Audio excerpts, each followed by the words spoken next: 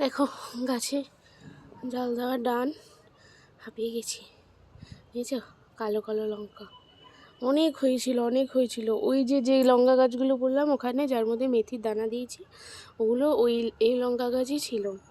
কিন্তু ওই যে শীতের শুরু তো না, ওঠা হয়নি অনেক দিন, তো ওই কারণে গাছগুলো না শুকিয়ে গেছিলো। আর তাছাড়া অনেক বছরও হয়ে গেছিলো এই গাছগুলো, ওই জন্য সব মরে গেছে।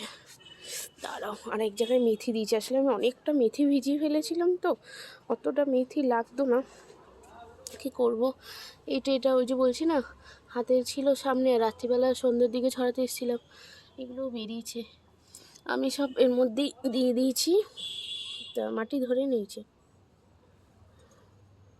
ওই ওপর থেকেই সবগুলোতে মাটি দিয়েছিলাম, দেখেছো? ছোট্ট ছোট্ট বেরিয়েছে। দেখো এইখানে আর একটা ফুলকপি গাছ হবে কি না জানি না। আসলে আমি এই গাছগুলো যখন কিনেছিলাম তখন লোকটা আমাকে খুব করে, যে নার্সারি দোকানের দাদাটা খুব করে আমাকে বলছিল যে ওই গাছ নেওয়ার জন্য, ফুলকপি গাছ নেওয়ার জন্য। তাই বলে আমি তো কোনোদিনও করিনি, কীভাবে করে বললো নিয়ে যান না একটা, ঠিক এরকম এই মাটিতেই দিয়ে দেবেন বলে দিয়েছিল।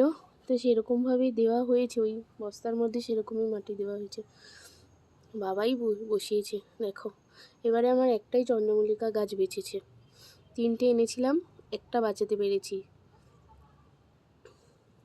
এবারে খুব একটা গাছ করিনি। দেখো মানে সত্যি বলতে গাছগুলোর কোনো যত্নই হয়নি এবার, যা হয়েছে ওই শুধু মাটিতেই হয়েছে, তো আমার কোনো যত্নই হয়নি। তার মধ্যে ভালো একটা জিনিস হয়েছে, দেখো এই তোষকটাকেও রোদ্রে দিলাম, কালকে তোষকটাকে তুলেছি বিছানা থেকে। দাঁড়াও, এই দেখো এই সেম এটার মধ্যেও লঙ্কা গাছ ছিল, এটার তুলে বাবা গো, লেবু গাছের কাটা, হো হো হো হো, আরে পুরো মাথার সামনে একদম কাটাটা। দেখো এটার মধ্যেও ধনে কটা বেঁচেছিল, জড়িয়ে দিয়েছিল, ওইগুলো সব আগের, বুঝেছো? এই ছোট্ট ছোট্ট ছোট্ট ছোট্ট গাছগুলো বেরিয়েছে।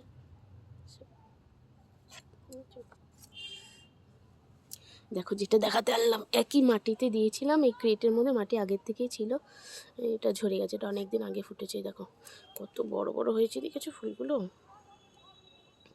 এটারও একটা পাপড়ি ঝরে গেছে এখান থেকে, সব বড় বড় ফুলগুলো হয়েছে, বুঝেছো? কুড়িগুলো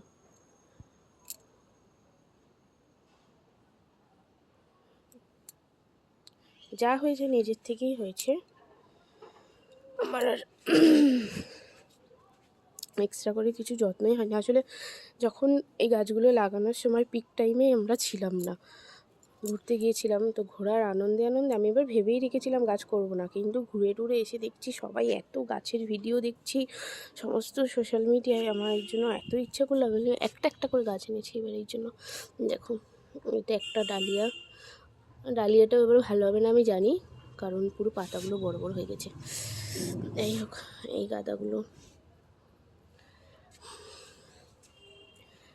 আর কালকে পরশুদিন বিকেলবেলা উঠে ওই গাছগুলোকে সব ভেঙে ডাল ভেঙে লাগিয়েছি। এগুলো অনেকটা যত্ন করে সার টার মিশিয়ে লাগিয়েছি, জানি না কি হবে, এগুলো গরমের জন্য মেনলি প্রিপারেট করছি, এগুলো দেখা যাক কী হয়। চলো টাটা, এখনের মধ্যে টাটা। খুব হাওয়া দিচ্ছে আজকে। টাটা, যাই নিচে যাই, রান্না করতে হবে। চলো টাটা।